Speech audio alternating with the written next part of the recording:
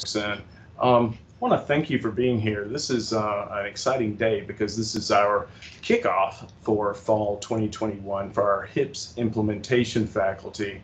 And I'm hoping, given the information that I sent to the provost and that they hopefully also replied to you, you have some idea why you were chosen to be a part of this group. And many of you, I think, volunteered, and so you were quite aware of it. But we'll answer a few questions for those who might wonder, if you think, what am I doing here? Well, we'll answer some of that for you. And then we'll also tell you what we're doing in this semester and in spring semester as well. But I want to welcome you all because the fact that you're here means that the provost and the leaders of your institution see you as leaders in high impact practices and experiential learning. Folks that are either doing some very exciting work now or preparing to do exciting work in that type. And I want to thank you for being here and being a part of this effort. We have a lot planned to do in the fall and spring. But I think it's going to be exciting and it's going to be something that everyone's going to enjoy as we get moving. The folks that are here that are leading this broadcast are me, Robert Todd, Assistant Vice Chancellor, Student Success and Completion from the University System Office, and Bruce Van Dahl, who is the Principal of Bruce Van Dahl Consulting. And Bruce has been working along with the USG since the beginning of this effort, which was actually over 3 years ago, 3.5 years ago, with a National Association of Systems Heads grant to increase equity and participation in experiential and high impact learning. So we're excited to take that work from that grant and our sponsors at Nash and Lumina and move forward into scaling this work on a state level, which is, I'll say now, I'm very excited to say this is something that is not happening anywhere else in the country. Georgia is the leader in this, and you were part of that leadership team. So again, welcome. To give you a little bit of context, the big picture of what that means is we're transforming at scale across the state. If you think about the momentum approach that many of you have been involved in, either through the Momentum Summit, Momentum Plans, we've done this with co-requisite remediation and advising and many other factors that lead to student success and completion, and having some spectacular success with that. So our effort now with Momentum under the aegis of that approach is to do so with HIPS and experiential learning. Some of you may know that the strategic plan for the Board of Regents and the USG is to increase the numbers of students who have benefited from experiential learning and high impact practices significantly by 2024. So what we're doing here is long range. It's not simply for this year. So that's what I want to pull the context here for. Meeting a few more people. So the statewide HIPS goals on a large scale is transforming at scale to ensure HIPS and experiential learning and ensure it includes a spectrum of efforts. And these efforts begin with quality assurance from the beginning, so that instructors, faculty understand or have a good basis in what makes for quality HIPS and experiential learning, leading to course design, course delivery that's effective, a student experience that can be transformative, and then reporting data and assessing the data. And all of these are really important because if we have that preparation and then all the way to the end so that we can look at what has happened from that preparation, we can move forward on a number of levels that will not only be effective for us, but to be quite frank, will also be a way for us to work with foundations and other sponsors throughout the country that are going to help us do this better and faster and more deeply. So in review, here, I think I'll turn this over to Bruce for a moment on slide 4 and let Bruce tell you a little bit about what we did in the beginning of this work, which was 2020 through 2021 spring, and our first cadre of HIPS implementation teams. Thanks, Robert. Good afternoon, everybody. It's a pleasure to be with you, and I really am looking forward to working with all of you again this year, and those of you who are new, to start working with you on this really critically important work that we know that you are already highly invested in and committed to, and that we all know can really enhance the experience of students on your campuses. The work that you're going to be engaging on is going to be built on a very sound foundation of work that you did last year, those of you who were part of this work last year. We did a lot of work of sort of setting the tone and trying to create a base foundation of understanding of what we're trying to achieve at your institutions and across the system as it relates to expanding the number of opportunities to increase access, equitable access, and success in high impact practices.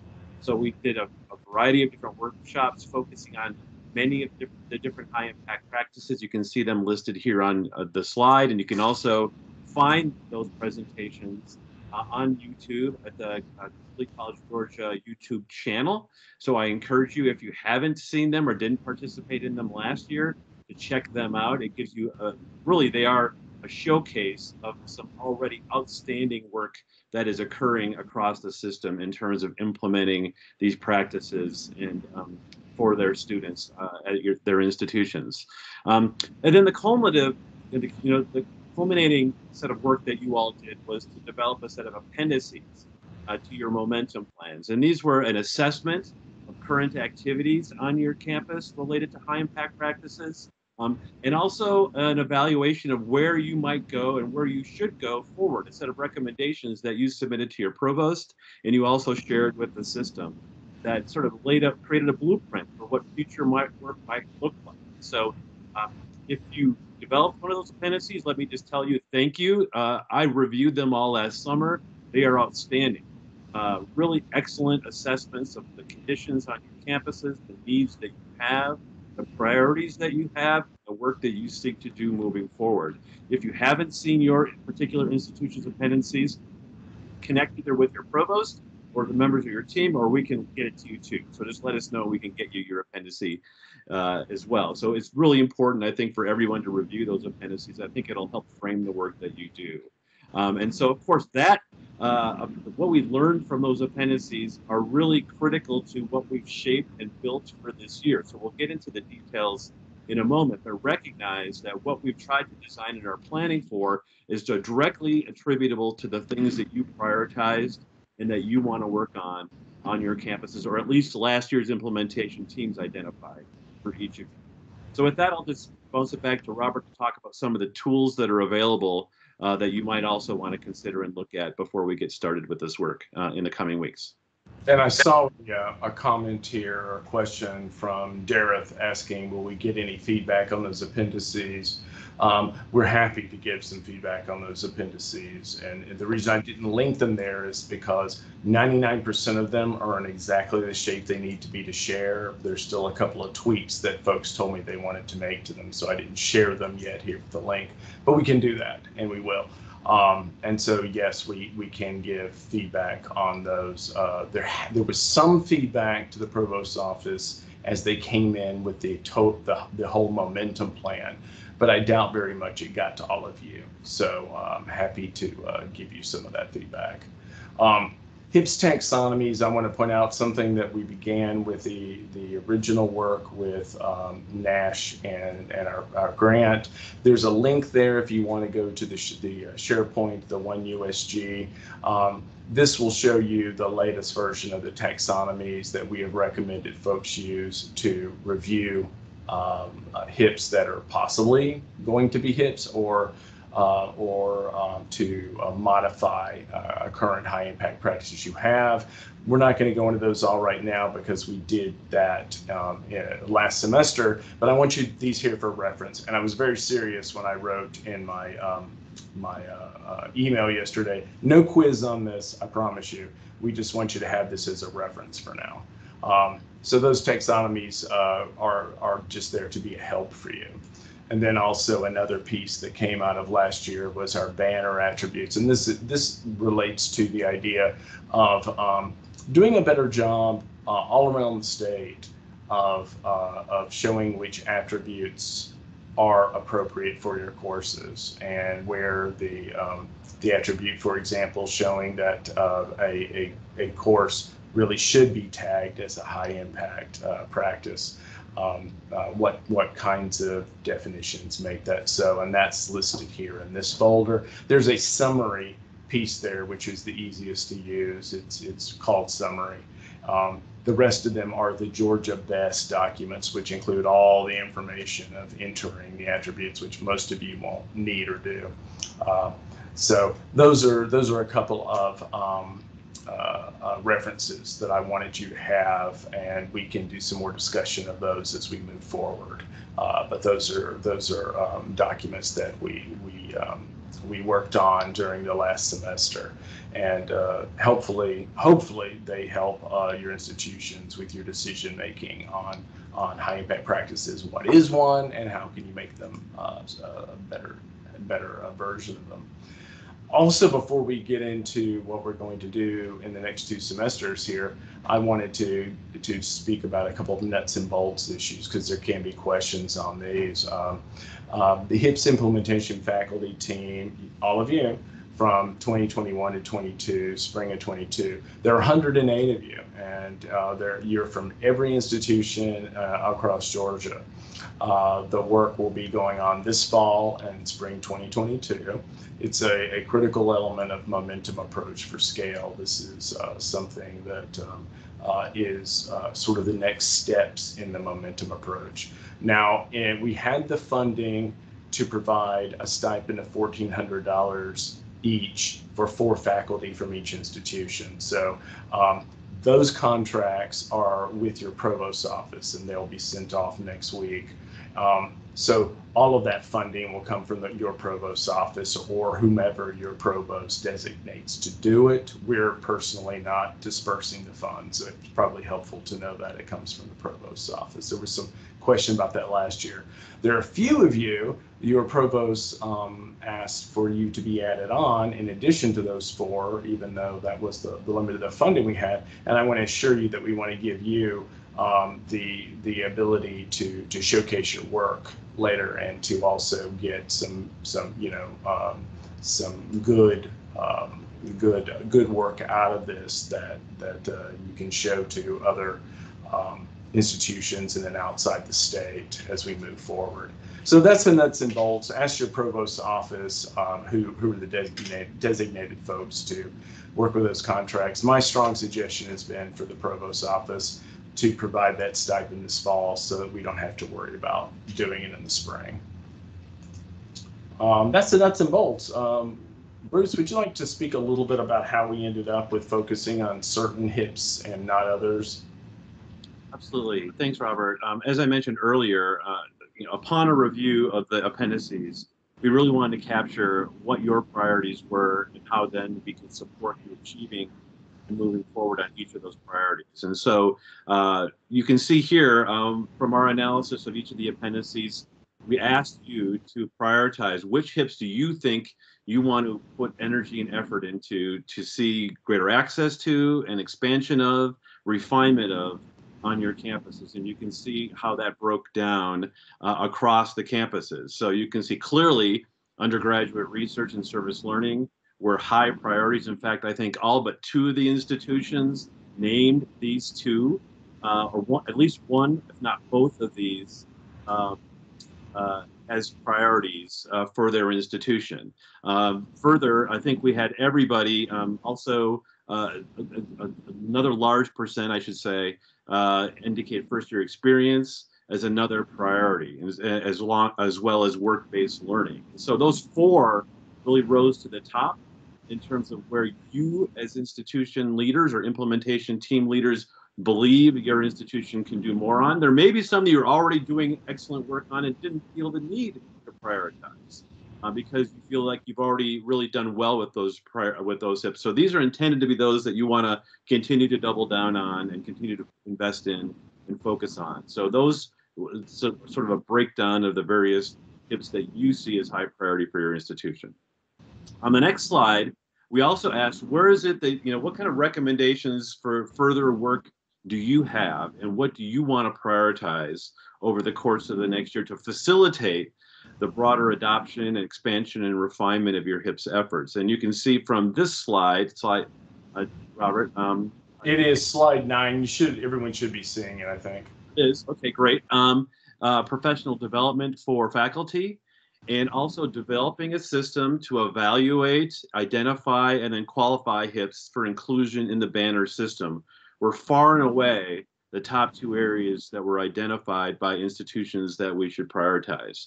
And so you will see reflected in our objective for this year, both all of that information. So on the next slide, you can see what we've identified for our 2021-22 objective, which is really to begin the work of increasing and expanding the number of course sections with HIPS course attributes that will be developed, implemented, and recorded in Banner over the course of this year. And so we've added, in addition to those that were the highest number or highest count in your appendices, the global study abroad and the study away. And that's because, of course, there's already a robust effort across the system to focus on that particular HIP. And so we felt, because of all the work that's already been done, it would be valuable to incorporate that as well. So that's not to exclude the other HIPs that are out there. And if you've identified others that you want to prioritize, there's no problem with you doing so.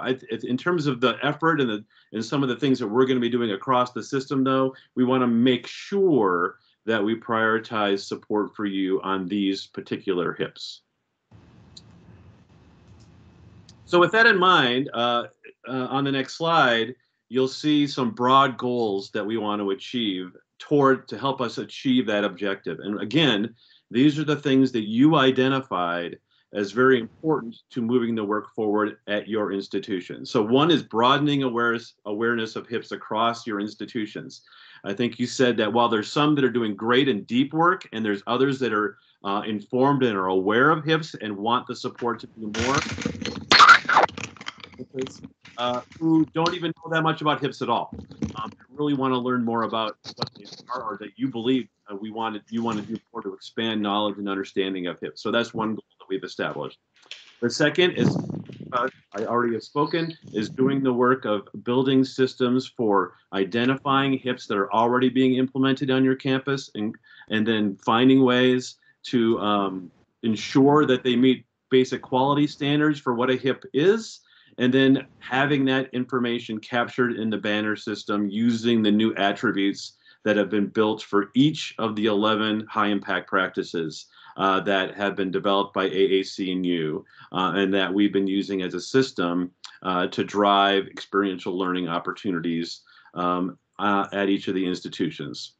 And then the last thing we want to do is begin to build plans. So a lot of what the work will be this year is about sort of piloting and testing and starting to build, maybe in small ways, a strategy at each of your institutions, but with the goal that by the end of the year, you develop another set of plans and another appendix to your momentum plan that will articulate where you want to go next in terms of broadening and building on the work that you do. And so those are our broad goals for this coming year. So that leads us to the HIPS implementation team charge, and this is a little bit more of, from there, what is it we're going to actually ask you to do, and we want your feedback on this, of course, to know how it is useful to you.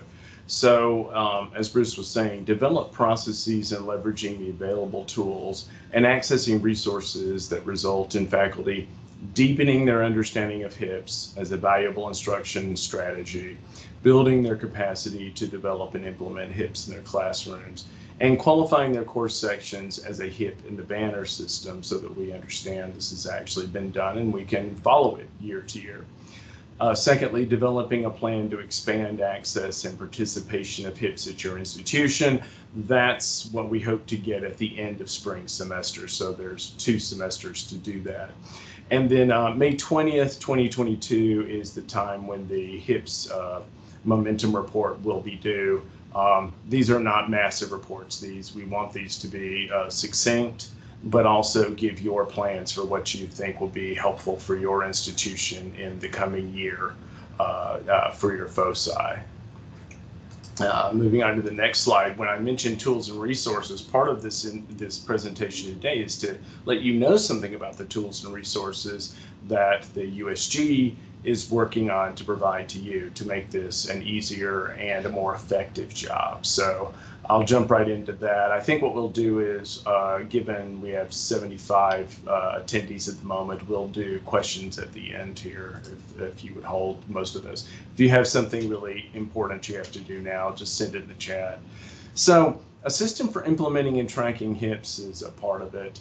And also, but we also have to go back to designing high quality HIPs, and through that process I mentioned at the beginning. So we're really focusing on a long-term goal of designing HIPs, reviewing courses for inclusion and banner, scaling that coding of courses across the state, and tracking access and participation in HIPs. And in this graphic you'll see now, which is slide 14, you'll see that under designing, training faculty on designing and implementation of HIPs and communicating criteria that are important, and providing clear and manageable processes for submitting courses. Now, some of your institutions are already doing this and are ahead. You're steps ahead of us, right? We understand that. This is the baseline for making a statewide change at scale. So we're not trying to undo anything that you've done. If you've gone further than this, we actually want to support it. But this is the baseline that we're working on for all of the institutions.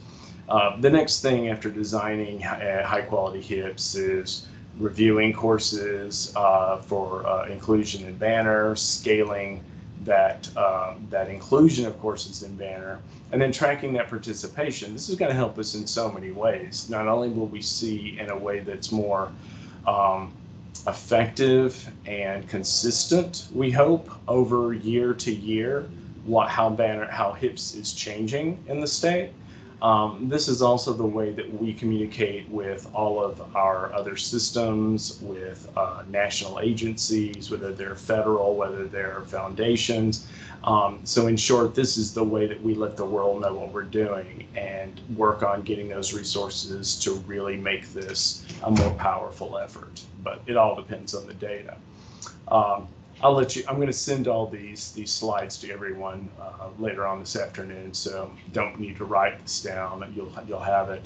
But also too, if my spinning wheel will let me, I'm trying to go to the next slide, but I'm getting the Macintosh colorful spinning wheel. Everybody familiar with that? Didn't like that slide. It decided it was too fancy. Well, I will say this, and then I'll wait and see if it catches up for that slide. That first piece there, designing high quality HIPs, is the one we want to focus on for the moment, because we have a tool that we're developing at USG to help do that. I may just resubmit this presentation if everybody will bear with me so that I can get this spinning wheel to stop spinning. Everybody okay with that? Let's see what I can do there.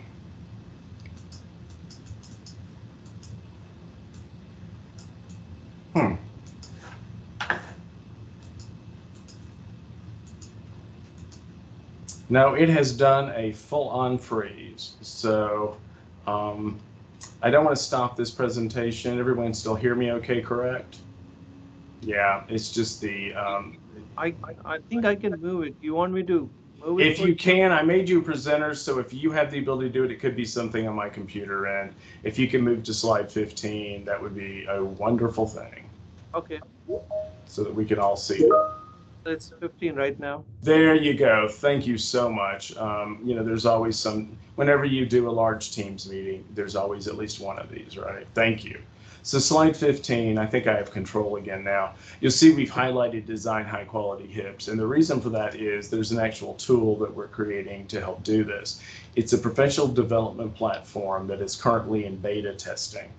And it includes short courses with badges and credentials to deepen the knowledge and incorporate HIPs into instruction. In effect, what this gives is a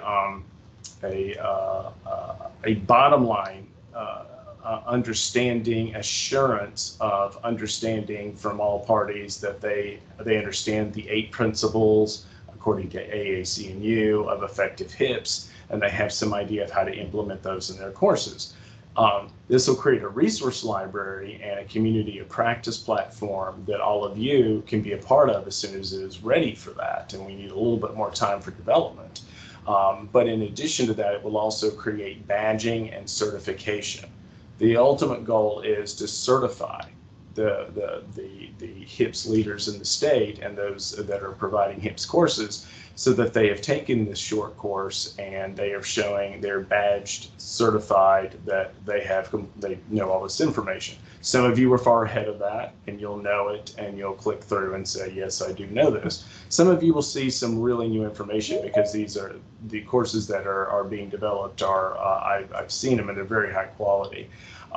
We're going to ask you actually, as part of the fall work, to do a beta test of the short course, which probably takes about 90 minutes to do, and give us your feedback, because we want to get it just right before we release it to every faculty member throughout the state. But that will be professional development that'll help give checklists to make sure that work is actually powerful and effective HIPS. Beyond that tool, we're also working on a course attribute dashboard, and that dashboard hits these areas that are highlighted in red here on slide 17, reviewing courses, at scale coding those courses, and tracking access and participation. This is how we'll know what effect the HIPS have on students in the future, and also how we'll see how we're growing in our efforts to promulgate experiential learning and high impact practices. And the tool that is being developed for that actually has been developed, but is now being implemented with your ITS, your Information Technology Systems departments on each one of your institutions just now, is the course attribute dashboard. I'm going to guess that most of you now are either sending, if you have worked on attributes for your courses, you're sending those in emails to your registrar's office, or you are sharing Excel sheets or something of that sort, right? And that's how you're communicating with the registrar's office. That's how it works with most institutions, although everyone's different. There are a few that are doing something more than that. But the course attribute dashboard is a one-stop shop that we are implementing at each institution now. It is a very user-friendly interface for submitting, reviewing, and approving course sections with HIP attributes for inclusion and banner. Makes it much easier for faculty to communicate with department heads, registrars, and there's a loop of information through there so that the people with appropriate submission power have that, and those with the proper reviewing and approving power to do that. In many cases, approving is going to be the registrar's office, but reviewing and submitting will be a part of the faculty work as well. So we're hoping that that provides a much more effective and easy tool for your communication. It'll allow institutions to assign roles to faculty and staff, and the institutions have the power to do this as they wish. We're not dictating that. So that course sections are presented as appropriately and effectively as possible, reviewed and approved, so that we're getting the best data possible on what we're doing semester to semester, year to year with our high impact practices. So that is in process now. I actually was in a meeting just before this with Columbus State and our team, showing this to them and introducing Columbus State to this work, and it's going on with all of the institutions at one level or another now. And we're not going to actually have real data, live data, going into those dashboards until spring. The fall is about implementation and getting everyone used to it and training them a bit on how it works. And so we'll be working forward with that this fall. And then slide 19. Bruce, would you like to give us a little bit of information here on the pilot implementation and tracking of HIPS? Yes, thanks, Robert. So as Robert mentioned, so we've got this process, right? And I think what we've learned through both the experience within the system and also as part of the NASH project is there's this fine sort of balance, delicate balance of how is it that you obviously identify as many courses as we can, that meet a basic standard of what a high impact practice is, but to do so in a manner that is and has a basic understanding of what quality is, right? Other states that have done this have found at times that they sort of opened up the floodgates only to have to go back later and reevaluate whether the courses they identified meet a quality standard. So the question for us at your institutions and across the system is, how do we ensure at least a foundational level of knowledge and understanding among faculty that then equips them to design and then deliver the courses that they believe are HIPs in a manner that's consistent with best practice and evidence around them. And so while your institution may already have something in place, you may be doing training for faculty, you may have systems in place, that is fantastic. Our intention here is not to disrupt or to replace anything that you might already do, but instead to provide a tool that you could drive faculty toward at your institution, and then encourage them to complete one of these short courses, right? That are being developed that would provide a foundational understanding and invite your faculty then to go ahead and apply that learning into the design or the adaptation or revision, or even just to simply evaluate your courses if you think you are doing it, if to assure that it indeed meets the standards and criteria of what a high impact practice is. And so what we would like to have you do as a starting point would be beta testers and also hopefully beneficiaries of this initial course that has been developed and is ready to roll. And what we want you to do is to take the time to participate and actually take the course, enroll and then complete it, and then from there move to the next piece, which is the code. Once you've done that, to move to a process of actually getting the course coded into the banner system, and then of course, then once you've done it and you've experienced it, to work with your fellow implementation team members to develop a plan for how we might enlist more faculty in the spring to do the same. And so we think a good starting point is for you, if we move to slide number 20, is for you to actually take the course. So we will, during our next get-together, which is on October 15th, we will send you some more information about that and tell you about it in a few minutes. We'll give you an introduction to what the course is, but we really want to have you take some time to actually take the course. It's an asynchronous, self-paced course. It's designed to be a short course, to take about 90 to 120 minutes for you to actually go through the content. The idea here is that you will earn badges along the way using a basic assessment using Bloom's taxonomy. So a bronze badge would be to show basic understanding of the concepts. A silver badge would be to actually show that you understand and can apply the learning towards your courses. And so we want to make sure and encourage you to do that. And that's part of a larger system-wide strategy to provide professional learning for faculty and to be able to basically credential it. And so this project is an opportunity to do just that and use it as a key vehicle to assure a basic foundation of quality for what is happening at your institutions in terms of implementation of HIPs.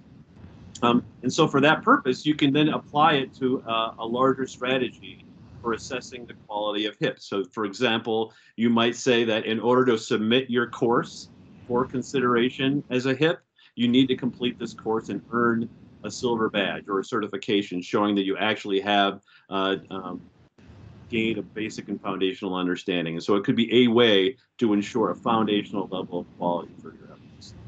And so as I mentioned, we will go into more depth about what that course is and introduce you to it so that you can jump right in after the meeting on October 15th.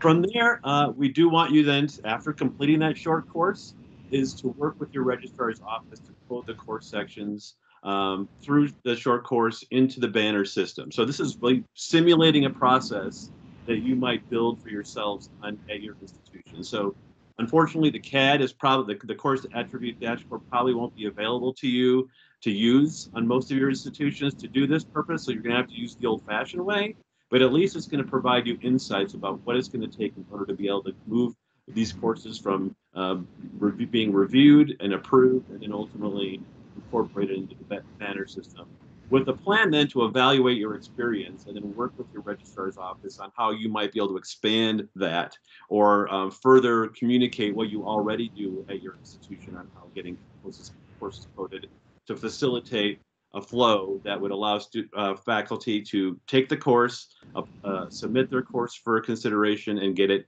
included in Banner. In cases of this too, I want to say, Bruce, it will be the registrar's office, also your department heads and your colleagues will be a part of that planning. Absolutely. And then based on that experience, what you've done, what you learned, how it worked, we're going to give you opportunities to give us feedback. We want to learn whether you thought the course was effective, whether it achieved what it needs to do. We're going to give you opportunities for feedback. But then we also want to say, okay, based on having personally gone through this process and worked it through and working with your fellow implementation team members, begin to map out what a next phase could be for the spring in terms of maybe inviting faculty to do the same, right? To take the course and then to work through the process of getting their course sections coded in Banner. And so it'll be up to you. Decide, okay, where do we want to go next? Do we want to work with a particular department? Do we want to work with a particular college? Do we want to ask for volunteers? Do we want to work with those on our campus that are already HIPS leaders to identify a process to complete the courses, earn the badges, submit, and then have courses included in the Banner system with those Banner attributes. And so we'll spend a little bit of time at the end of the semester on that, and then ideally have you communicate what your intentions for the spring are to your provost to give an update. And that leads us into spring and what we want to do for the balance of spring. Robert. I'd be happy to pick up there. One thing I want to say is that the work we're doing on this side is being mirrored by our team who is working with the information technology teams on each of your campuses. And they're doing the same thing with the course attribute dashboard. They're suggesting that it be rolled out with a particular department or a group of faculty first, and then after that, start spreading it to wider use. So for example, at Georgia Tech, there's a particular college that's going to be using it first, and that's their approach. So actually, all sides are sort of converging on the same plan from different directions. So in the spring, we want to look at developing a plan to scale the HIPS on campus, taking what you've learned through your experiences in fall, implementing processes for enrolling faculty into the short course. How would that be done on your campus? We can certainly promote that from the system side, but you are the guys actually there who are the leaders for HIPS, championing HIPS on your own campus. So we'd like your plans and what you think would be helpful to enrolling faculty in that short course and getting people to understand how to effectively code their courses in Banner, as well as develop high impact courses according to some strong criteria. Developing those plans for ongoing professional learning on HIPS through the professional development learning platform. As we said, that platform is starting with the short courses, and it's going to grow, and in the spring we will have learning communities available through it. So as we move along, you'll get more information on that, and hopefully you can help be those change agents on your campus to help understand how to use that learning platform most effectively, perhaps beginning with your own department and then moving out from there, or with colleagues that you know are doing strong HIPS work. Partnering with the registrar's office to consider the use of course attribute dashboard. A lot of this will be done the old-fashioned way for now, however it is you're doing it. But as the course attribute dashboard becomes available and is given the okay from your IT department, we'll want to start figuring out how to best get that working on a small level on your campus, but again with the department perhaps, or a group of strong HIPS champions, but then how we can move outward from that and scale it. And then to helping develop a plan for further expansion of the process to develop, implement, and track HIPS. So we would like, if you're looking for sort of like what is the ask in terms of text on this, It's that momentum report appendix that we want by May 20th, 2022. So you've got months to do that. But the momentum report is something that each one of your institutions through the provost's office is providing to the system office.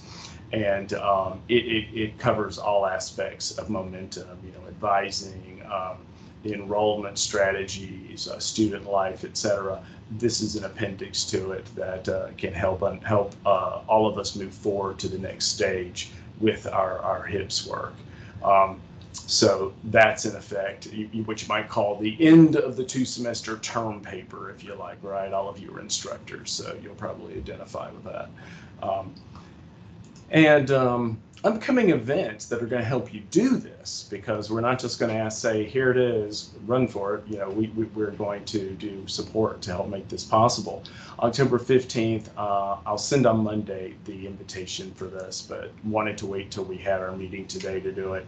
We're going to have a 2-hour HIPS implementation team workshop that'll have an introduction to the HIPS short course we've talked about, and at that time provide you with the links you need to access it so that you can take it, review it, say what you think of it, how you would change it and improve it, and get the information back to us. We'll have a demo of the course attribute dashboard that I've been talking about. Lynn Miller from University System is she has a fantastic demo showing here's how it really works. It works for, here's how it works for faculty, here's how it would work for registrars, etc.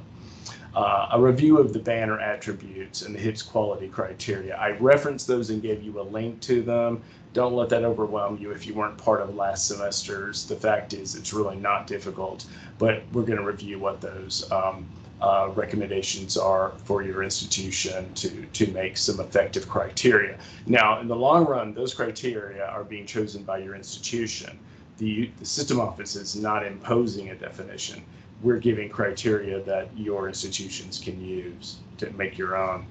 And then do a review of the fall project timeline and look at planning activities for the spring for 2022. And we will launch that HIPS short course so that you'll be able to access it. We'll talk about then, and we'll have a date for a fall planning workshop. I see this as a time for us to come back in early November and discuss how this is working, what your burning questions are, and how we can go forward to getting the work done in the fall so that we'll be set up for spring. And then I wanted to let you know that many of you are aware we have a February-March annual Momentum Summit. Last year, there were over 900 attendees for this. It was virtual. This year, it will be mostly virtual, perhaps with some in-person attendance, but for you guys, it'll be virtual. We'll have a track for this conference, and it'll be probably, last time I think we did 3 days, it'll probably be over 3 days. But we'll have a track at it, and this will be a chance for you to showcase work you're doing on HIPS, work you've done for these plans. A lot of possibilities are there, but we'll have a track so it gives you an opportunity not only to show the chief academic officer, your own provost, your own faculty, but the rest of Georgia, and then those people like the Bill and Melinda Gates Foundation, Lumina Foundation, and other national partners that are always a part of this. So it's going to be a good opportunity. And we'll ask for volunteers. Don't worry, I'm not going to pick anyone out and say you volunteered, but we'll ask for volunteers for this. And it's a good opportunity to showcase the hard work you've been doing. And that will come in early spring of 2022. And I see we have some questions. We're at the end of, I see one that came through. Let me see if I can find it again here.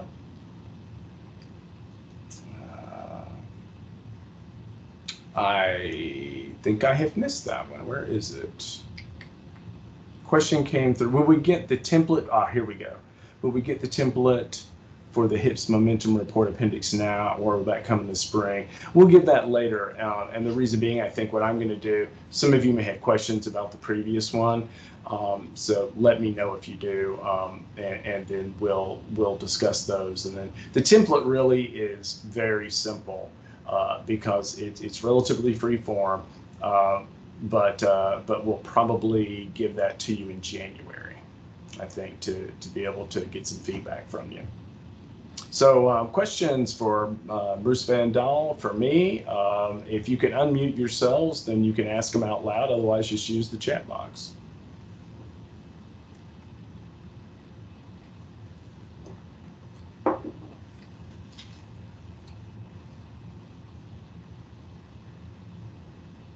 I have a question.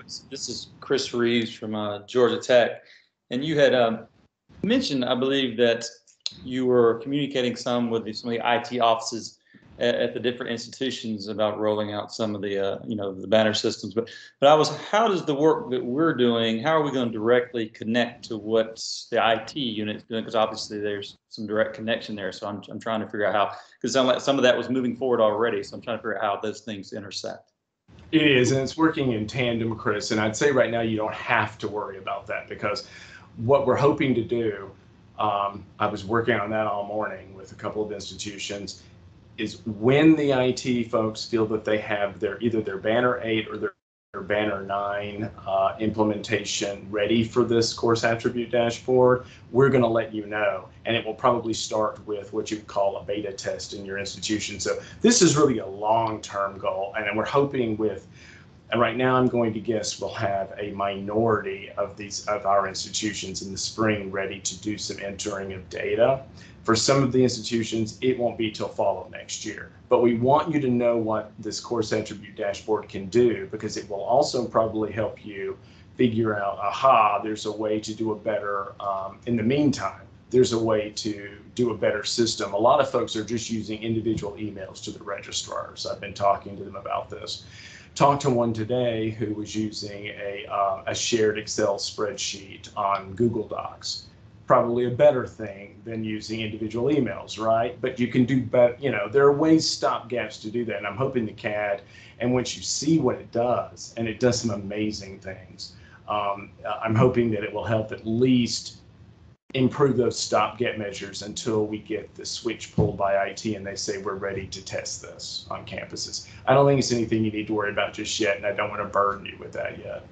But you will get the demo and you will see what it can do. So you might be asked to make some comments on it. And after the 15th, we'll definitely jump in on that. All right, thank you. In case, what time is the October 15th? Yeah, we're going to do this, I believe, at the same time here, because there's never a good time. Friday is not the best day for everyone, but it so far has been the best day for most. So we're looking at 1, 2, 3 on the 15th. And we're going to record that one. It's going to be archived, and if we need to, we will also jump in later on between 15th and the end of the month to answer some questions on that too. So you'll have the archive for certain.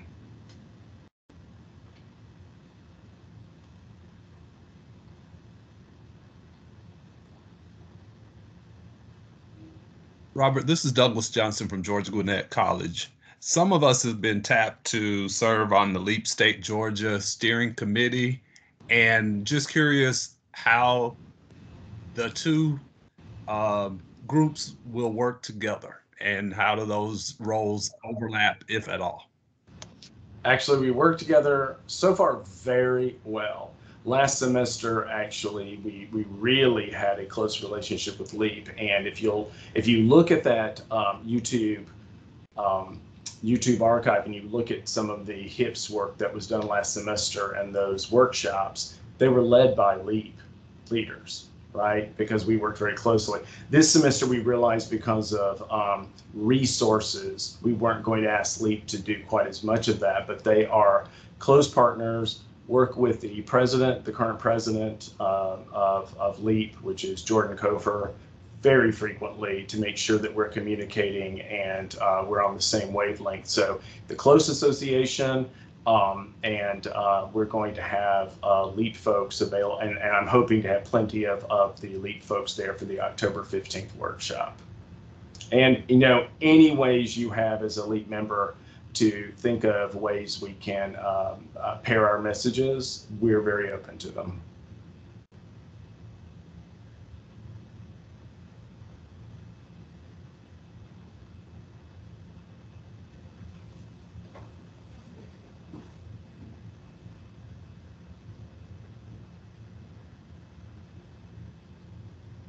Hope we didn't scare everyone else away, but I also realize it's a Friday, right? A Friday afternoon. Anything else burning, any other burning questions you want to hit us with now? I'll send that invitation out on Monday I won't do it to you on Friday. I'll do it on Monday for the October 15th workshop, and then we'll move on from there. But anything else that comes to mind?